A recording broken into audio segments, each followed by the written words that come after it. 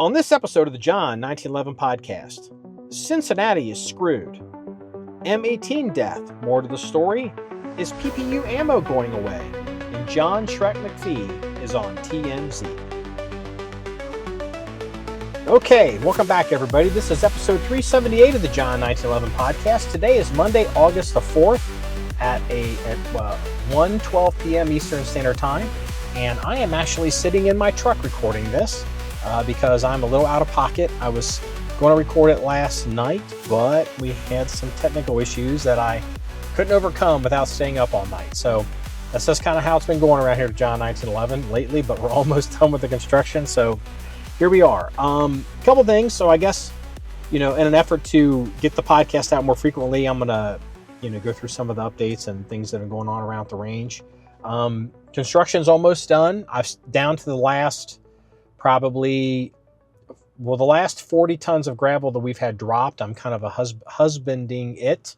That's a word I'm not used to saying. Try not to use it all up as much as I can. I still have to do a little bit of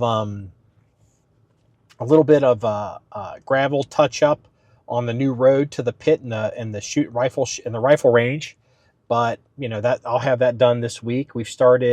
We've also increased, because we had so much dirt from construction, we've increased the what I call the hedgerow, which is a privacy berm. So it's not a shooting berm. It's a it's a privacy barrier on the front of the property up by the road. So hence why we like to call it the hedgerow, because there's so many berms on property. If you just start everything's a berm, no, it doesn't make any sense. So we've expanded that, and we've gotten that. The second phase of that has been seeded. The third phase of that's how big it is. The third phase, I got the topsoil put on it a couple days ago, and then I'll probably seed it here in the next day or two. We've also, on the berm for the pit, so the pit is now instead of it being a 270 degree pit, as I've said already, is a 360 degree pit, because we had so much leftover clay. I didn't know what to do with it. So I was like, well, I guess we'll just go ahead and make the pit 360 degrees. The westbound, this is now be the west berm is the new berm. It's not built to like what we have the EPA standards. So the pit is constructed, the berm size is constructed to meet rifle standards set by the federal government through the EPA, is it EPA? I'm forgetting now, or is it the Department of Energy. The Department of Energy does the berm standards that we adhere to. I think there's another agency, but we use the Department of Energy berm specs. Anyway, I'm wondering at this point. So the berms that are in the pit, for those of you that are new, that have always been built this way, were built to be able to withstand 50 BMG impacts at point blank range. So those berms are built to that. And then the lower part of those berms are technically below grade. So I don't know how far you'd want to shoot like a howitzer at point blank range, but unless it were to turn, which it could, but we're pretty set there. So I'm saying that to say this: the westbound berm is not built to that spec. I don't know. The very bottom of it could technically touch it, but who really shoots at the bottom of a berm, to begin with? So, we can shoot some rifle. We can shoot 5.56 into it. We can shoot pistol into it and do all that. We're not going to shoot anything major in it. We would never want to, we just want to shoot anything major, but you wouldn't, because we have the other berms, the other 270 degrees. So we have the berms, the other two sides, and then the south side is, it's south side. The south side is open into the valley that we shoot into, which is the extended rifle range. So I'll show you some pictures of that. It's nothing sexy. I haven't shown it. If it was really cool looking, I would have published it on social media already, but it is what it is.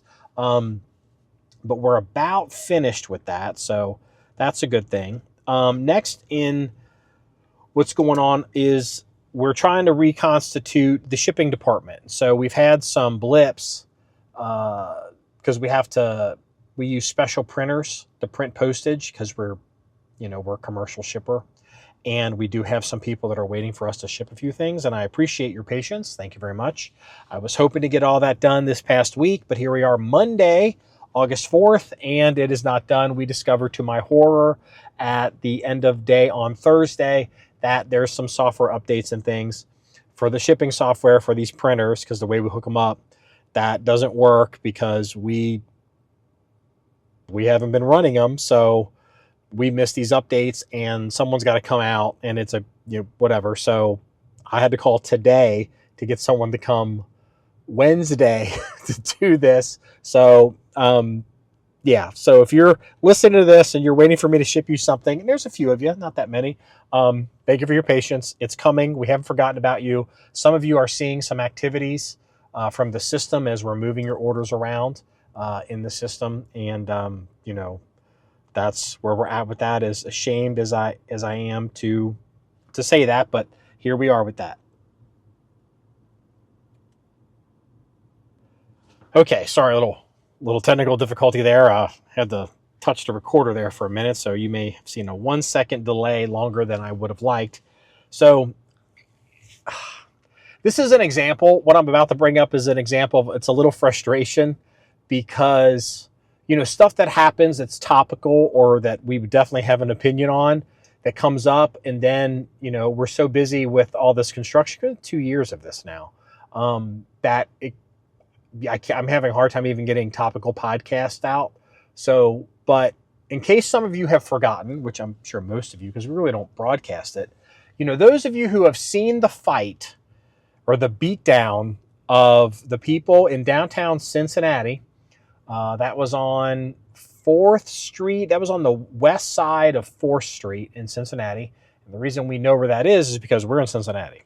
And a lot of the reasons for a lot of this construction is, I decided it was Operation Get the Hell Out of Cincinnati and Get the Hell Out of Hamilton County. So Hamilton County is the county that the city of Cincinnati's in. And so I have a lot of opinions about that fight and what is led up to it in the situation that everybody's in. So, everybody's been getting all the traffic. It's fine. We're not farming traffic, but everyone's getting all this content on this political situation in Cincinnati, and we're not, and we're in Cincinnati, and we can actually tell you what's really going on. So a lot of what you guys are seeing isn't really the problem that's going on in Cincinnati. So to reiterate, so you may have seen this fight where there's a bunch of people fighting. It's apparently people are looking at it in terms of race, white guys and black guys. And then some, this guy's getting beat down pretty good. And then I guess he gets robbed. He gets his wallet taken and all that. Maybe multiple people got their wallets taken. I haven't actually seen the entire video. I've been kind of busy. But I've seen the highlights, on the internet. People will show you the 10-second snippets. And then there's one where this woman gets like cold cocked and dropped. And, and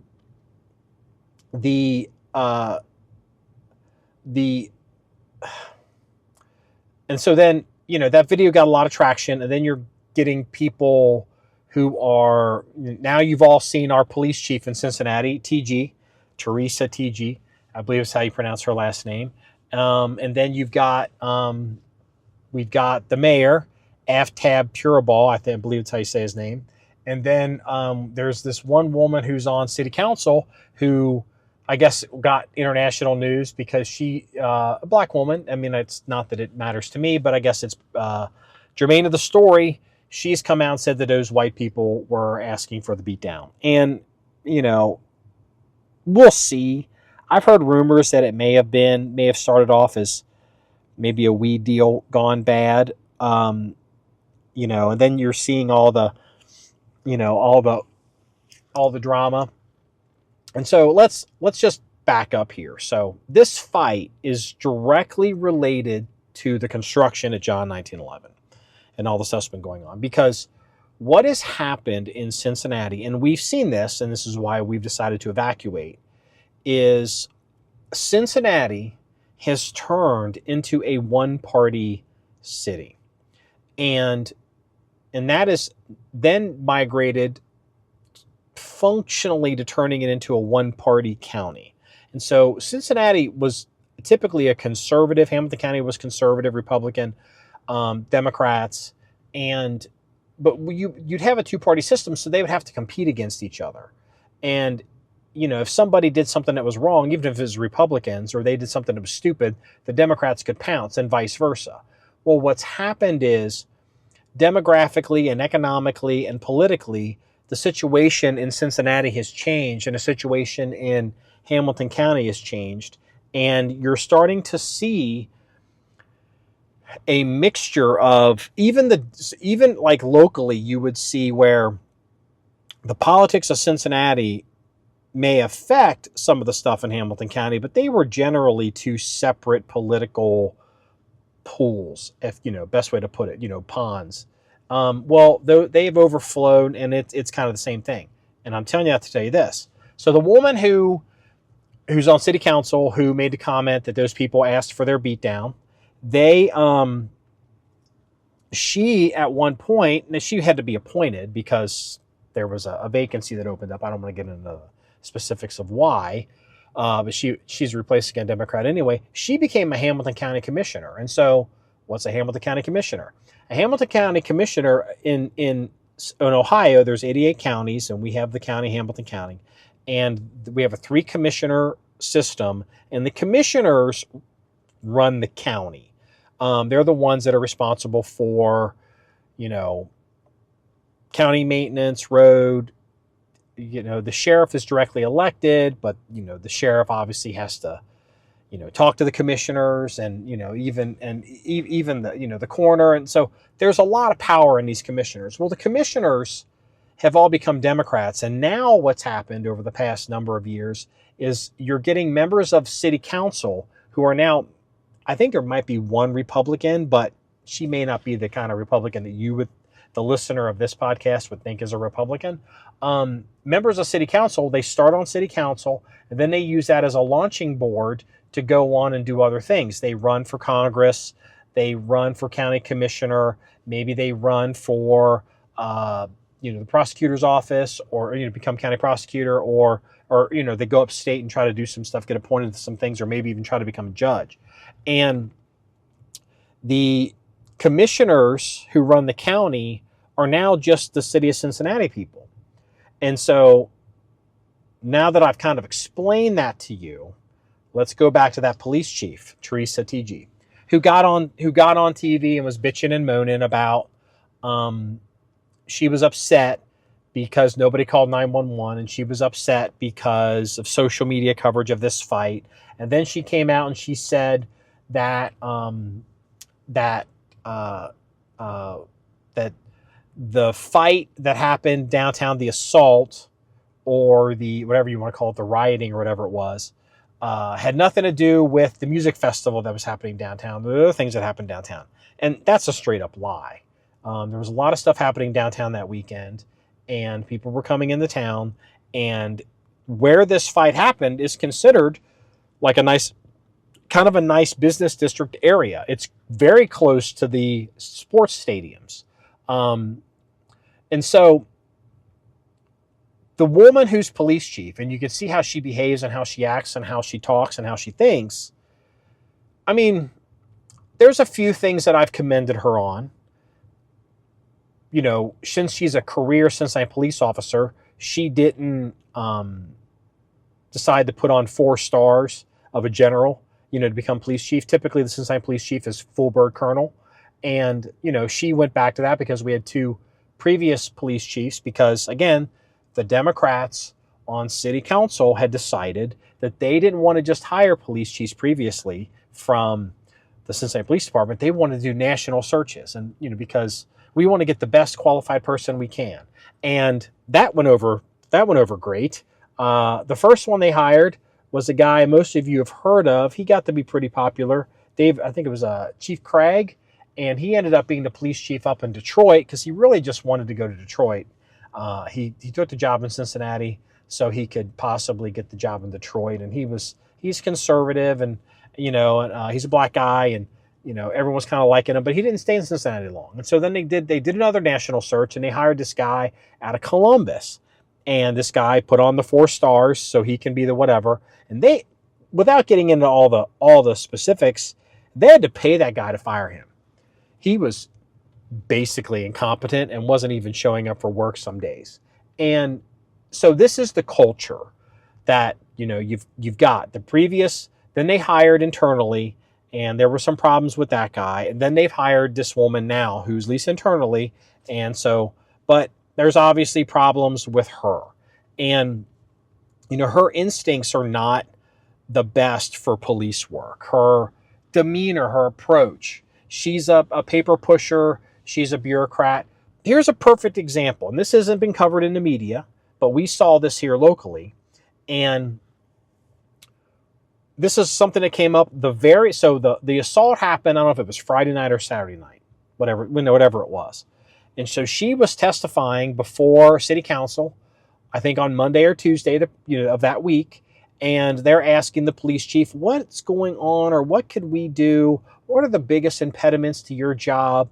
All this, we're going to ask you a question that looks like we care, so you can answer with an answer that looks like you care. And, her response of everything in the kaleidoscope of the universe of things that city council could do to help fight crime and be pro-police and whatever, she decides, this woman, Teresa TG, she goes after constitutional carry. And her complaint is her officers now have to interface with people all the time, and they've got guns, and basically, she doesn't say it like this, but she doesn't like the idea that they can interface with somebody who's got a gun, who doesn't have a felony, and they can't arrest him because he's not under disability.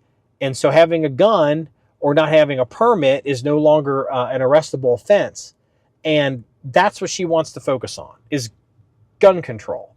And it's just like, again, like, that's who this woman is. I mean, she's just this lowest common denominator, kind of mid-tier effective, wonky, just know-nothing police officer. And she doesn't know how to run a department. She thinks she does. The last I heard, she was involved in lawsuits. Apparently, again, she's white, in case you're listening to this and you haven't followed the news. Apparently, she's being sued for being anti-white, which I don't know how that's, okay. I didn't know that was possible. I mean, Democrats say you can't do that. So, you can't be racist against white people. But she's apparently, I guess her promotion, she can put the thumb on the scale and promote certain people, even though they may score higher on tests. I believe that's the genesis of her lawsuit. And it's just like, this whole thing is just, it's not looking good. And I've looked at this for a while. I can see you've got the city is turning into a cesspool. And now the people that run the city are starting to run the county. And then on top of that, again, this is all because of this fight. We've had our last Republican prosecutor. She finally lost her bid for re-election just because she was... Hold on. Sorry about that. She, lost her bid for re-election because she just was overwhelmed by the amount of Democratic voters that are in the city and the county.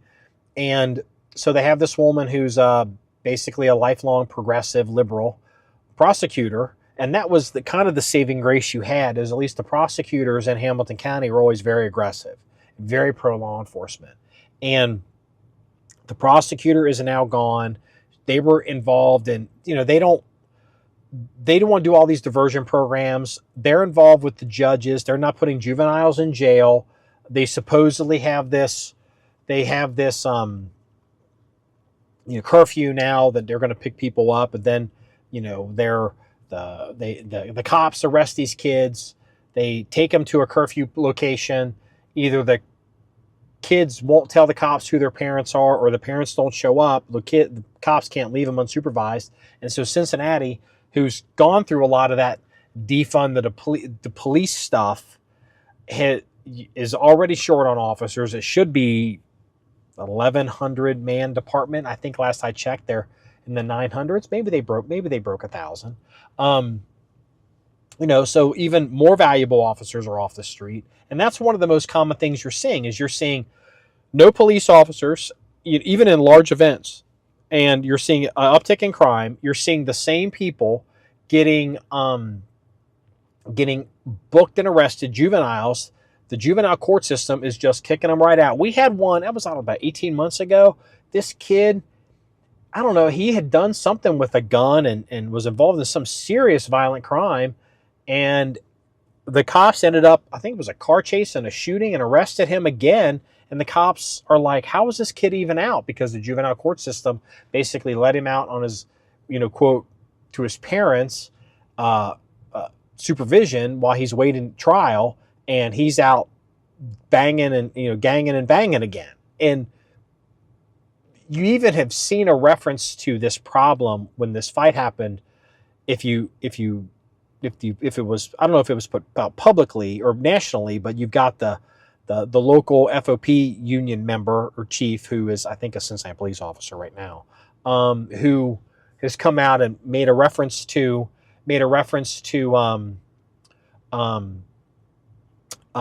the juvenile court systems. You got to put, if the judges will put people in jail, you can put them in jail. And it's because it's a problem.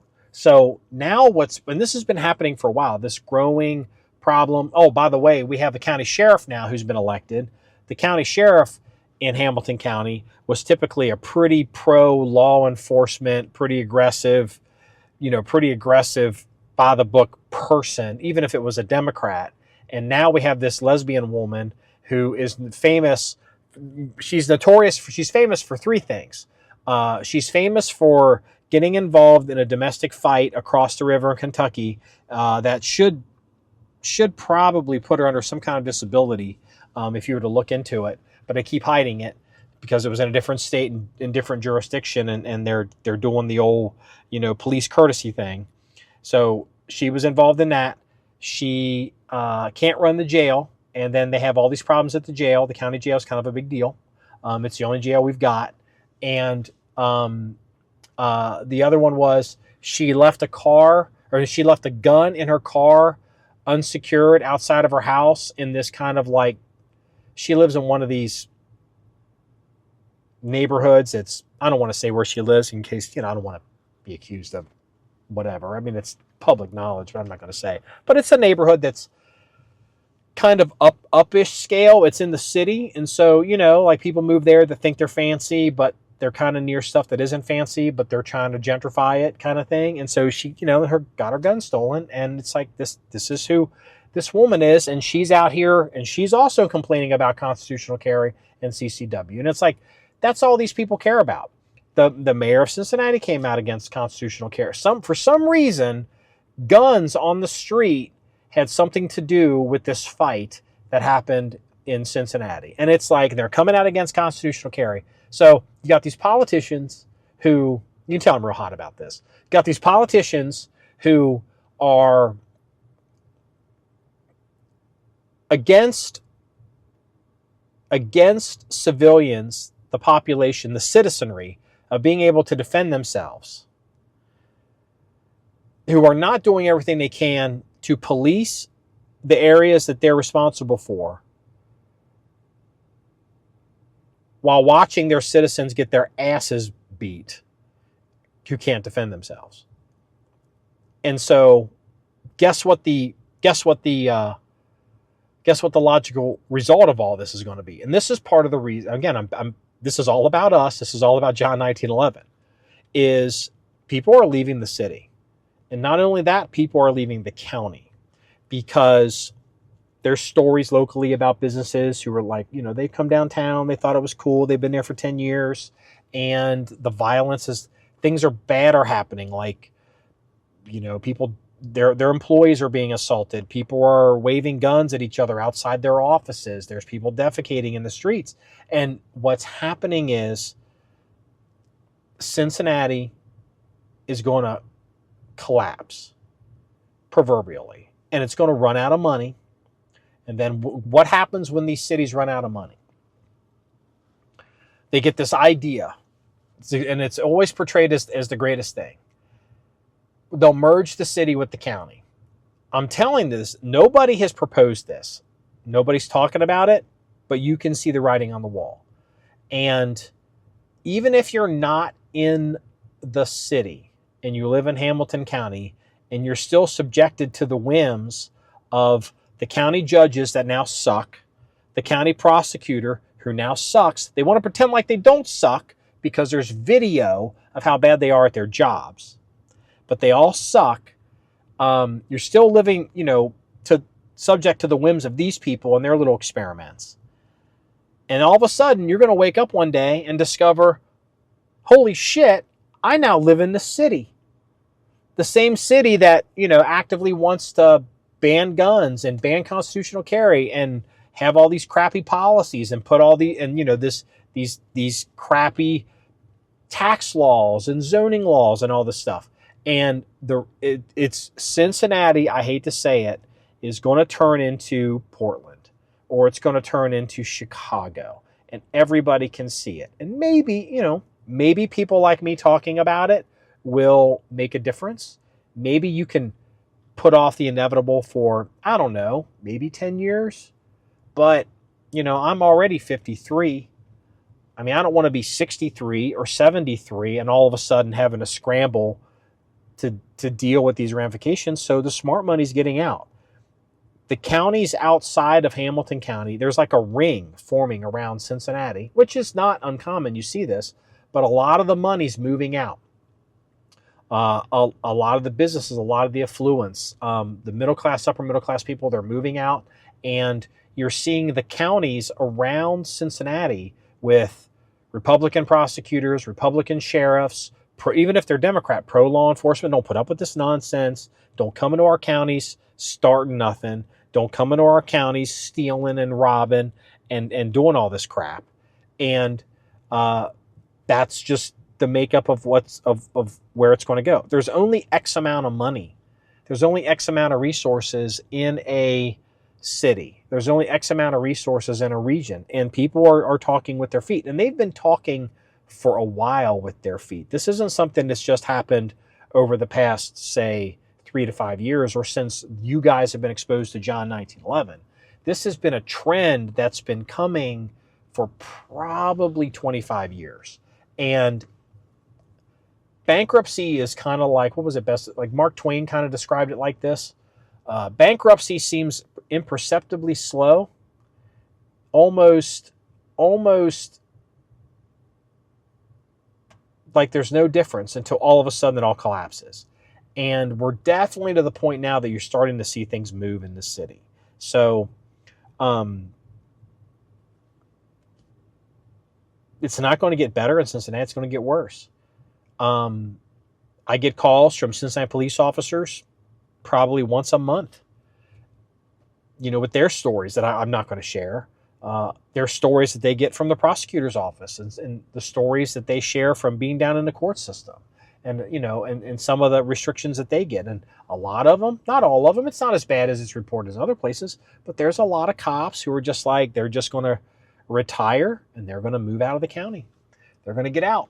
I think Cincinnati, I don't know if Cincinnati still has that restriction where if you're going to be a Cincinnati police officer, you have to at least live in the county. I think that's something that they used to do. They may have lifted that, but that was something they certainly did do. And people are just kind of over it. I mean, you hate to see it, but Cincinnati is not what it was. And it's interesting for us, the locals, who have a lot on the line, to watch these people squirm under the limelight of national politics. It's like, we warned you, we told you, this is all related, and it's nothing's going to change, nothing's going to fix it. They're already making the arguments of, what? And let me say this, and we'll get off this because we're on this for a while. I mean, it's entirely look. I don't know all the facts of this fight. I kind of really don't care. because it's not the point. But, I mean, for all I know, every white person down there could have been a member of the Ku Klux Klan doing whatever, getting their head stomped in. I have no idea. I don't know if they earned it or not. I don't know if it was a drug deal kind of gone bad, if it was people insulting. I don't know if it was, I mean, like, there's been some talk that at least some of the people involved may have been Russian who left the country. And, you know, like, not to speak in stereotypes, but, you know, black guys in the city. I worked in the city. Black guys in the city, you know, mean mugging, you know. They're used to mean mugging people to maybe kind of get away with some stuff. And I can easily see some Russian guy who's like, fuck you. You know, you're not going to mean mug some Russian guy because they're insecure assholes. And, you know, now all of a sudden you're in mutual combat. You know, it's like whatever. I mean, I'm not even going to say that the people that got their ass kicked didn't deserve it because I have no idea. I don't care. I kind of wish Grady Judd, who's the sheriff down, one of those sheriffs down there in Florida, was in charge, was the county, because I just should be like, no fighting. No fucking fighting. No fucking fighting. No fucking fighting. And if any politician who is worth their salt in Cincinnati would come out and say, they've spent billions of dollars revitalizing downtown. They built all those sports stadiums. They raised the sales taxes. They promised everybody they were going to make a nightlife, entertainment district, business district, lifestyle. And every weekend now there's shootings down there and jackings and kids and all kinds of nonsense. And then like you're getting complaints that people are down there who are still trying to have that life and are looking around and there's hundreds of people and they're not seeing any police officers because there's not enough cops.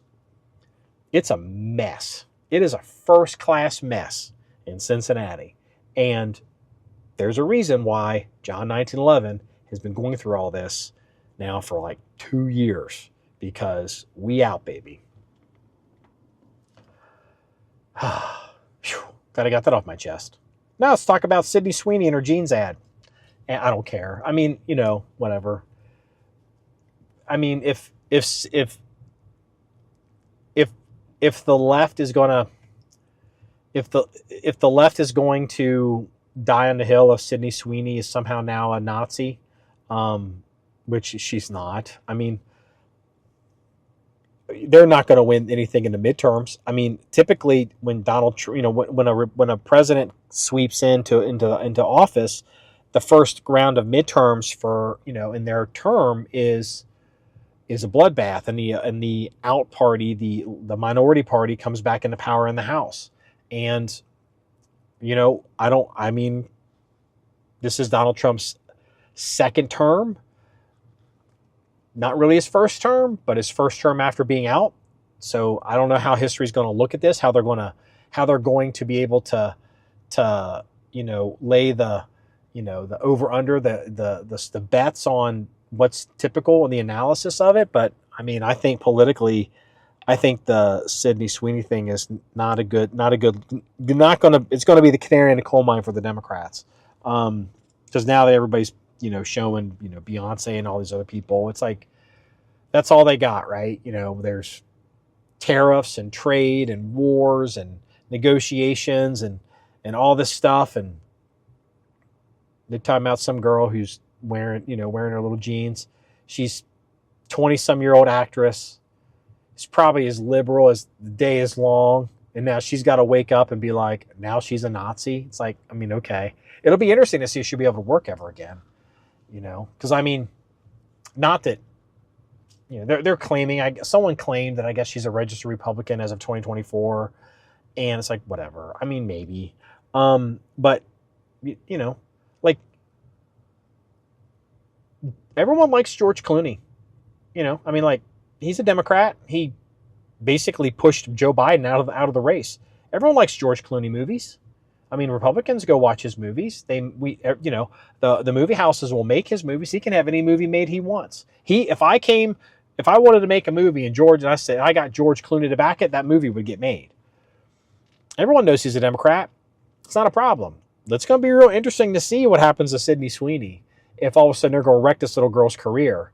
It'll be interesting to see how because you'll notice it. What'll happen is, you'll notice it in the trades, in the pop culture. So the average, in mainstream media, you won't notice it. But if you consume any like Hollywood Reporter stuff or industry stuff or entertainment stuff, and they start writing stories about Sydney Sweeney saying things like, because she was this it girl, she's everywhere, and you can tell there's a promotion team and all these people behind her. You know, if you look at the TMZs or the Page Sixes or the gossip magazines, the people that are on, typically, unless it's some horrendous story, if you end up on the covers of those magazines or those publications, it's not really by accident. It's because there's a movement or an effort, or there's money, or there's publicists pushing to get people on the covers of these magazines. Nothing with the Kardashians at this point is organic. Nothing with Kanye West at this point is organic. It's all being driven. And it'll be interesting to see if the stories about Sydney Sweeney stop being about how breathlessly covered how she's this fresh young thing and who she's dating and all that, because that's what you see. You start seeing stories about her that are, maybe call her mid or call her, she's, like, she's not a supermodel. She's just a young girl with big boobs, and she's a cute girl. But it'll be interesting to see if the Hollywood media will now, instead of trying to tell me that she's the greatest thing since Marilyn Monroe, if they'll turn around and they'll try to tell me that she's only mid. And if that's the case, she's going to be in big trouble. And I'd be curious to see if she comes out, like if she'll do, I don't know, she'll come out and apologize, or maybe she'll come out and do she'll be on the cover of Blue Boy magazine or whatever. The Advocate is the gay magazine, right? Maybe she'll come out and do an Advocate cover to get her bona fides back, with the right people. Whereas, George Clooney doesn't have to make peace with the NRA to have a career. But it'll be interesting to see if Sydney Sweeney has to make peace, to have a career. A couple other things going on with guns, which, is kind of interesting. Obviously, we've all seen the stuff with the SIG P320. I've been hearing grumblings that maybe there's more to the story with the incident with the airman at F.E. Warren, who was killed with the M18 pistol, I believe it was. Either way, like we banned the gun from our facilities last year because of an incident with a Marine out in Japan. It's not something that we really care about, but I think people are going to realize, everybody can come out and ban this gun, but I think they're going to be surprised at how the military isn't going to drop this gun that quickly. It's a large organization. They're not really set up for it. Now, there is a path to do that. What they could do is they could just basically say all these security forces and all these people, they need a compact, not a service pistol, but a compact pistol they could carry, and just make it compact, and then just go and get the 19X, which is really just a Glock G45, which is a short and slide Glock 17 service pistol that holds, 19, 20, 21 rounds with that big old extended base pad on it. I mean, they could pull some stuff like that. And I think it's entirely possible. But I think it's also entirely possible that this gun ends up going nowhere. The military moves exceedingly slow. The only wild card is if Trump and Hegseth decide to swan dive into the story and just issue an order. Because none of these generals can actually replace this gun. It has to come from the civilian leadership of the Department of Defense. Because the generals and the admirals, they have to do a selection. They just can't order it. So, if you think the M17, M18 is done in military service, you're going to be greatly disappointed. But along those lines, interestingly enough, I guess IDPA has now come out and banned the SIG P320, M17, M18. So, I think it's fair to say that the M17, M18 guns are kind of cooked for a while, at least for a while, in civilian sales. I've heard rumors that gun stores are starting to pull them, and some stores won't even take them in as trade. Because one of the issues is you're not going to get a lot of money for them, but then you've got this chain of liability. If I ran a gun store and I took one of these guns in, then I sold it to you and you go out and get shot with it, and you come and sue me, And you're like, I didn't know this gun was fucked up or had a bad reputation. And I'm like, well, I did. Why'd I sell it to you? I mean, I'm surprised that hadn't happened yet, but what we were expecting to happen finally did happen when all these organizations, all these instructors, and everybody was kind of not virtue signaling, but it's like, you see the rats running from the ship. Within what was it, like a 72-hour period, everybody's like vomiting all over this gun, like ban, ban, ban, ban, like it was just nonstop. And I'm not criticizing that at all. You've got to do what you've got to do so you can sleep at night, or you do what people you respect do because you don't know how things work, so you just copy them. Either way, you get to the same place, which is people are learning. That's a lot of how organizations work. It's not everything is necessarily because you've done the math yourself. You're just copying someone else's homework, and we've definitely seen a lot of homework copying on the SIG P320 with the general populace. Just as an aside, Gavin Newsom, who is probably, barring some unforeseen development in politics, Gavin Newsom showed up on the Sean Ryan show, and Sean Ryan, who is sponsored by SIG in some way, he gave Gavin Newsom a SIG P365 pistol, and I guess Gavin accepted it Governor Newsom accepted it on the show, but then I don't think the gun, I guess they ended up refusing the gun, and I think it's because there's no way to get the gun into California legally because it can't get on the roster because I guess of the data that it was invented and all the drop testing. I could be wrong, but they decided not to. They accepted the gun publicly, then quietly were like, no, we can't accept this gun. And I just thought that was kind of interesting. It's a political double standard for, people that want to, play politics with the guns. And, Gavin gets private security and people in California don't. Just like the people in Cincinnati don't get private security, but the police don't want you being able to carry a gun, and heaven forbid without a license. So this is worth mentioning. This happened a little bit ago, but I think it's something I've kind of watched, and it's an example of how we are kind of vulnerable in America to international supply chain disruptions. Even now, Serbia is putting a restriction on the exportation of weapons and ammunition from their country, and I think it's a blanket shutdown. And maybe they just want to do an audit or have some kind of export control so they can control some stuff. This is where you end up into like the EUC system, end user certificate system. But Serbia is a country that is in NATO, but is also traditionally kind of culturally an ally of Russia. Like, a lot of Russians go to Serbia on vacation. I'm just going to let you know that right now. So, they're Slavs, and, they have a lot of...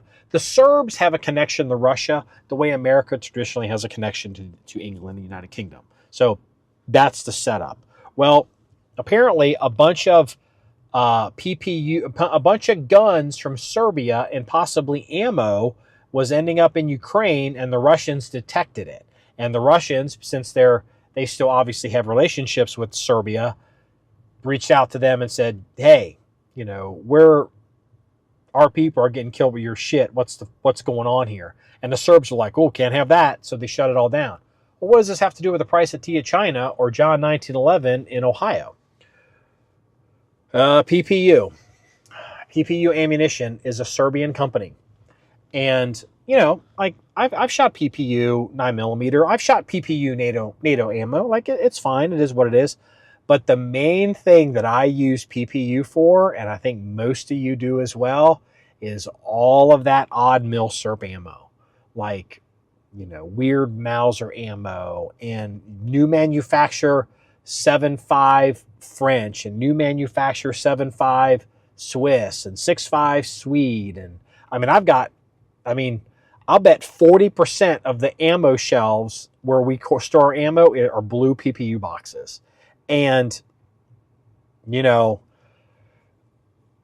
don't shoot that kind of ammo that much like we do training the regular, like what I call working guns, 9mm, 5.56, 308 caliber guns. But, like if that stuff gets hard to get or gets expensive, it could hurt a lot of the milsurp guys. Now, there are alternatives in the United States, and maybe this is an example of, where some American companies can, step up and make some money. As long as the ammo is available, I think it's going to help. It's, going to help the milsurp guys. There's a company, actually, fun fact, in Ohio called Steinel, and they are a boutique ammo manufacturer, and they make boutique ammo. And they're fairly professional at it, and I don't think they make everything all the time, but they will do runs. Like, I think, what was it? Like, Ian McCollum from Forgotten Weapons, he's into that French Longa ammo, that 765 Longa, whatever that round is for like the P35 French gun. Well, they made a whole bunch of that for him. Like he got enough people involved that they went ahead and made some, and it's like, that's who they are. I wonder if Steinel is seeing an opportunity here. I'd love for Steinel to, grow as a business and make more money, because they're kind of local to us. Does Steinel know we exist? They have no idea we exist. They've never heard of us. But maybe they should. Maybe that's something I should, instead of buying PPU ammo, maybe I should call Steinel and start ordering ammo straight from them. So something to consider. And if you're in the milsurp market and you are having a hard time finding ammo from for your milsurps so you can shoot on a weekend, I know Steinel is definitely a company to consider. They're located in Ohio. I don't know their contact information. I'm sure you can find them on the internet. Let's see here. We're kind of going for a while. This is going to be a super long podcast. I could talk about Streamlight suing Harbor Freight for copying their lights, but I just did. That's all we're talking about. The reality is the era of Surefire. Surefire. Like, I have tons of Surefire lights. It's what we ran. I've run Surefires for. I bought my first Surefire flashlight in the 90s. And it's still working until I ended up losing it. Well into the 20, I probably lost it maybe about 2018. So, now you're seeing cheaper and cheaper stuff. So Streamlight, which isn't super expensive, is now suing Harbor Freight for making lights even less expensive. And that's kind of like, you're getting into the red ocean of business where it's like there's a lot of people eating each other. There's a lot of blood in the water and not a lot of margins. And we're definitely to that point with the lights, and we're getting there with the red dots. I'm even considering at this point buying a Hollow Sun red dot and putting it on. I have a Wilson 1911 that has an RMR footprint that I don't know if I want to put another SRO on it. I may actually. There's a lot of people smarter than me who shoot more than me that say these things seem to be okay, and it's like, oh, okay. Maybe, I'd buy a Hollow Sun, or, rotate an SRO to a gun that I'm shooting a lot, then rotate a Hollow Sun to a gun that's just kind of like, in a second string gun. So it's zeroed and it's got a red dot on it, but I'm running the SRO. There's an argument to be made whether you want to use it or keep it as a second line. If they're good enough for possible duty, I'm starting to get my attention. I don't want to spend, $5,000 on red dots. If I put a red dot on every gun that could accept a red dot right now, it would be. I could buy a machine gun. It's just too much. But you're starting to see this stuff come down, and Harbor Freight, Streamlight. Pretty soon it'll be Surefire, and whomever are suing Lowe's. And, whatever, we'll get it. It's coming. It's absolutely coming at this point. And it's a good thing. So, was it 4K TVs used to be horrendously expensive. Now you can probably get a 4K. You can get a 4K TV at some drug stops. So that's we're finally to the point now with the flashlights, and red dots are close behind. So that's a good thing. So in other interesting news, and I thought it was worth mentioning, because a lot of our folks who listen to this podcast will know who this person is. They will know one of the people. They're not going to know the other one. But I thought I was interesting. So, I consume a lot of media and I look at a lot of things. So I'm always looking for stuff for like police blotters or whatever, or interesting headlines and all that kind of stuff, right? So it was TMZ. I just hit TMZ real quick. I just scan it real quick. And I remember seeing a dude walking in a parking lot. And I'm like, man, that dude looks like fucking Shrek. That guy looks like John Shrek McFee. It's like, whatever. And then I just happened to glance the headline, and it is Erica Jane seen holding hands with John Shrek McFee, or with her bodyguard, John Shrek McFee, or a bodyguard. And I was like, well, most of you don't know who Erica Jane is. She's not really famous. I think she's one of those housewives of whatever housewife show. Her husband went to jail for stealing. He's a lawyer and stole a bunch of, dead people's money for some kind of big accident. So basically, she was just a kept woman who was a pretend rock star. So now she's dating Shrek, and I just was like world's crazy. Donald Trump's president. You see all kinds. NATO wants to put money. NATO wants to put money, into actually defending themselves. A politician in Europe is calling Trump daddy, and John McFee is on TMZ. And not for anything terrible. So yeah, good for John. We'll go ahead and put that in the comment section on the website. I mean, I've met John McFee once, for a couple days. He seems like everything you see. I'll say this: everything you see John Shrek McFee in videos is like that's actually him.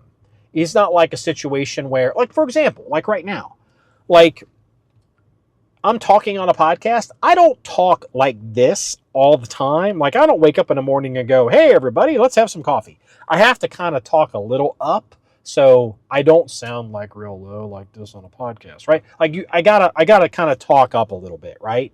And well, I promise you, John Shrek McFee, everything you see on video, his humor, his mannerisms, the way he talks, exactly the same as he is in person. I mean, I don't know what he's like with Erica Jane, at home, but it's probably pretty close. So I thought that was an interesting story. And how often do I get to, do a John Shrek McFee TMZ listing, for the podcast?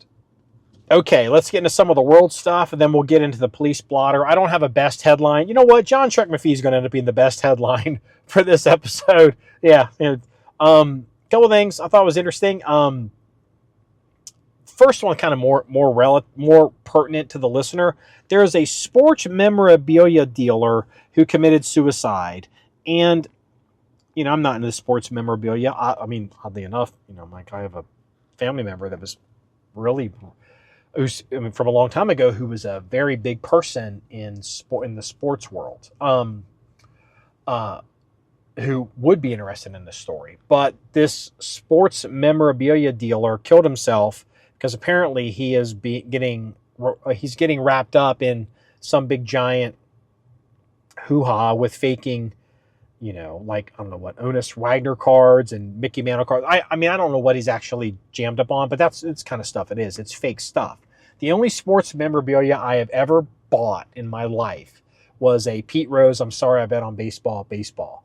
And I'll be goddamn if the ink on that hasn't faded. And it could be because it was exposed to some sun, but part of me wonders, old Sneaky Pete, it's like, you son of a bitch. Yeah, I'm not a big Pete Rose fan. I know I'm in a minority on that. But back to the memorabilia guy. I guess there's a lot of people that have a lot of money invested in this stuff, and a lot of it's fake, and he obviously couldn't see a way out and killed himself. And, while that isn't an admission of guilt, it's not looking good. Why mention that? This is an example of why I do not buy World War II memorabilia for the memorabilia aspect of it. Because a lot of I've seen so much stuff that I know is fake, that I've seen people fake. As far as I'm concerned, it all has herpes. I hate all of it. So, like, when we buy a collection, and if there's a gun or something in it that's, we had an example of one. We had this Mauser rifle that came in, a part of a collection, and if I can remember correctly, it was basically almost looked like it was borderline unfired. It was unbelievable. And it was dusty. It had been sitting in some grandpa's closet. And I think it started to delaminate a little bit, the wood. And apparently it came from the factory number on it was from some factory where most of the guns went to the Eastern Front. So they just disappeared. Either they were consumed, destroyed, or have never been released. Or if you do get them, they're Russian capture and they've been reworked.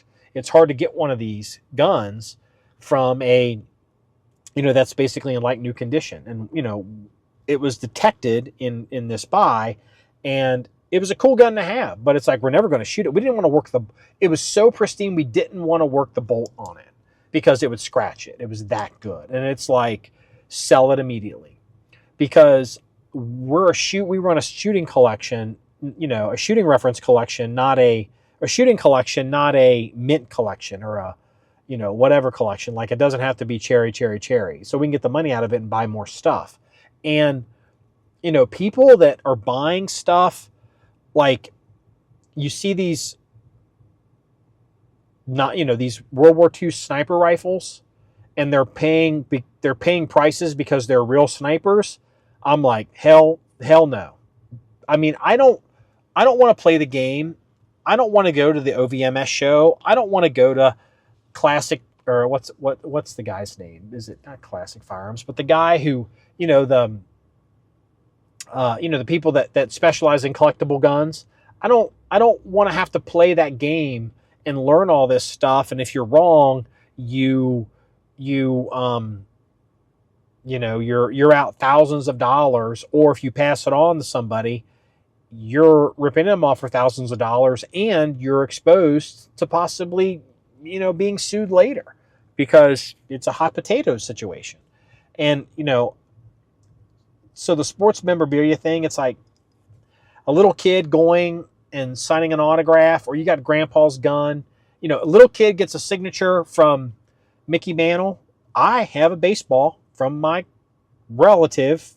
It's got Mickey Mantle's signature on it, and it's real because it came from a time when it was real, and I can prove it was real, but it means something to me. It doesn't mean anything to any of you. Like getting into that game where you're trying to turn this stuff into some kind of commodity that or kind of asset, that's just not something I like to do. So whether it's sports memorabilia or collectibles and firearms, I say be very careful. And so this is just a way for me to give you kind of a PSA on, think twice. Okay. Let's get into the, I've got a couple here. So I've got some blotter, and I've got one more on the world, and then we'll go ahead and do the blotter. So there's a story out of the New York Post, and I love the way they put it, model. So actually they have the word model in quotation marks. Model traveled to the Caribbean to get butt implants, and they fell out. And there's a story of this person, and she's whatever, and that's fine. And it reminds me, I actually happen to know this happened in Boston. I can't even tell how I even know this story. This was in Boston. This was in, I don't want to say when, but it might have been before some of you were born. Some of our younger listeners. There may have been a girl who was in Boston. This sounds like there may have been a girl in Boston who worked in nightclubs, and she was I would say addicted is not fair, because if you find out who she is, but she worked in clubs, and she made a direct correlation between how big her bosom was and how much money she made. And so you can maybe figure out what kind of club that is. Obviously it's the Rotary Club. So this girl in Boston at the Rotary Club, she had, I can't remember. Maybe it was her third or her fourth boob job. So she's getting bigger, and she's getting bigger, and she's getting bigger, but probably over a number of years. And she got this big old boob job, like crazy, like circus boobs, like crazy looking. And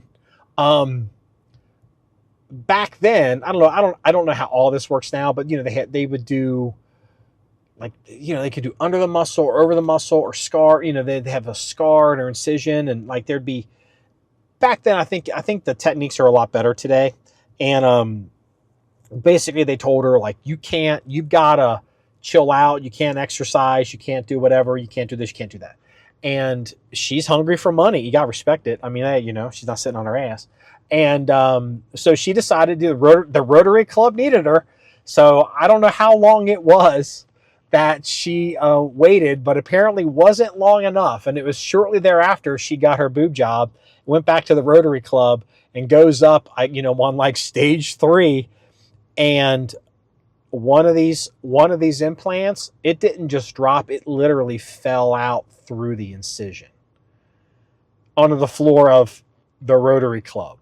And, like on like a busy Friday night, there's all these dudes like, oh my God, that was like a horror movie. I'm surprised that this story hasn't like made it in like some Hollywood, I don't know, like Once Upon a Time in LA or some movie, because this really happened. It's in Boston, kind. You know what? I'm just going to say Boston. We'll leave it at there. So, but yeah, this kind of stuff happens. So if you got a lady in your life and she's doing this kind of stuff, and the doctor says sit down and quit fucking around for a while, don't be like the girl at the Rotary Club. So, now for the police blotter. A couple of things. So the first one is, see if I can find it here. We have a local, this I think in Boone County. So we have Boone County's in Kentucky, right across the river. We have a couple different, you may hear of a couple different seasons. Like some people may joke, and they'll say that it's we have 2 seasons. We have winter and we have construction. You ever heard that one? Because some places they have really bad winters, so all the road construction happens in the summer. Well, in Kentucky, there is a what do they call it? So a certain part of the year, because it's a lot of hills and valleys, and there's we call it ridge runners and hollers and all that. West Virginia can be the same way, but just some of them aren't as steep in Kentucky, and there's a lot of illegal grow operations. So what you'll see happen in Kentucky is you'll see these Black Hawk helicopters from the state flying around real slow over your property. Or over whatever. And so I think they call it pot season, or they call it there was some name one of the hillbillies was calling it. But it's a big industry. So, certain times of the year, I guess people get, they get sensitive to that. And these helicopters typically may get fairly low. They're probably getting under 200 feet.